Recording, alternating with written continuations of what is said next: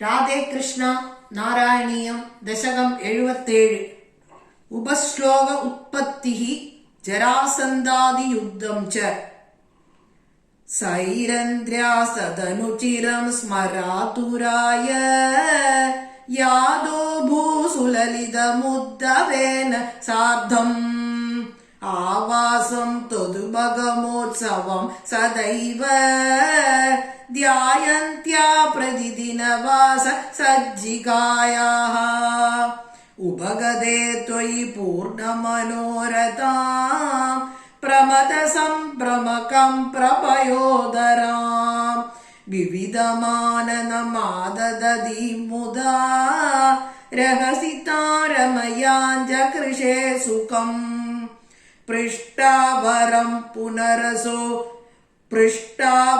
പുനരസാ വൃണോദ്വരാകീ ഭൂയസ്ത്വയാ സുരതമേവ നിശാന്തരേഷു സായുജ്യമസ്തു ദിവദേത് ബുധയേവ കാമം സാമീപ്യമസ്ത്വനിശമിത്യപി നാബ്രവീത് കിം തതോ ഭവാൻ ദേവ നിശാസു കാസുചീത് മൃഗീതൃശം താം നിവൃതം വിനോദയൻ അദാദുഭശ്ലോക ഇതി ശ്രുതം സുതം സ നാരദാത് സാത്വത തന്ത്രവിദ് ബഭൗ അക്രൂരമന്ദിരമിദോദ ബലോദ്ദവാഭ്യാം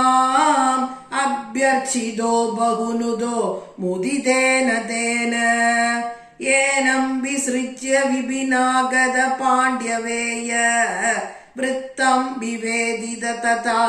ധൃതരാഷ്ട്രചേഷ്ടാം വികാദാജാമാതുഃ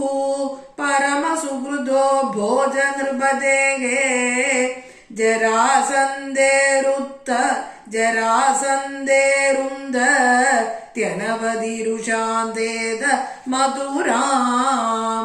രഥാദ്യൈർദോർലബ്ധൈഃ കതിപയബലസ്ത്വം ബലയുധഃ ത്രയോവിംശത് അക്ഷൗഹിണീ തദുപനീതം സമഹൃദാഃ ബദ്ധം ബലാദത ബലേന ബലോത്തരം ത്വം ഭൂയോ ബലോദ്യമരസേന മുമോചിതൈനം നിശേഷ ദിഗ്ജയ സമാഹൃത വിശ്വസൈന്യാ കോന്യസ്തദോ ഹി ബലപൗരുഷമാ സദാനീ ഭഗ്നസ്സലഗ്നഹൃദയോഭി നൃപൈ പ്രണുന്നോ യുദ്ധം ത്വയാ വ്യദിത ഷോഡശ കൃത്വയേവം അക്ഷൗഹിണീ ശിശവ ശിവാസ്യ ജഗന്ധ വിഷ്ണോ സംഭൂയ സൈകനവതി ത്രിശതം തദാനീം അഷ്ടാദശേസ്യ സമരേ സമുപേയുഷി ത്വം ദൃഷ്ട്വാ പുരോദയവനം യവനത്രികോട്യാ ത്വഷ്ട്രാ വിദാപ്യ പരമാശു പയോധി മധ്യേ തത്രാതയോഗബലദ സ്വജനാനനൈഷീ പദ്ഭ്യാം ത്വം പദ്മമാലീ ചകിതൈവ പുരാർനിർഗതോ ധാവമാനോ മ്ലേച്ഛേശേനാനുയാതോ വദസുഹൃദവിഹീനേന ശൈലേന്യലൈഷീ സുപ്തേനാംദ്രാഹദേന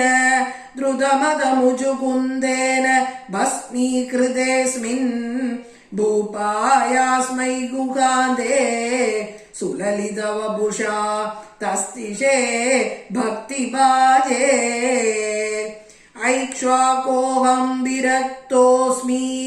അഖില നൃപസുഖേ ത്വത്പ്രസാദൈകകാംക്ഷീ ഹാ ദേവീതി സ്തുവന്തം വരവിദതിഷു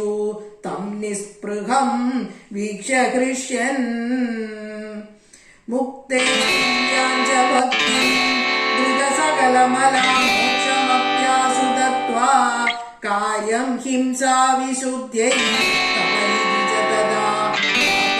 ലോകപ്രതീത്यै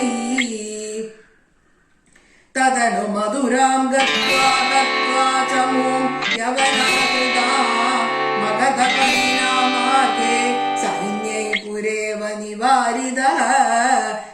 विजयं दर्पायास्मै प्रदाय पलायितो जलधि नगरीं यादो वादालयेश्वर पाहि माम्. सर्वत्र गोविन्दनाम सङ्कीर्तनं. गोविन्द गोविन्द श्रीहरये नमः.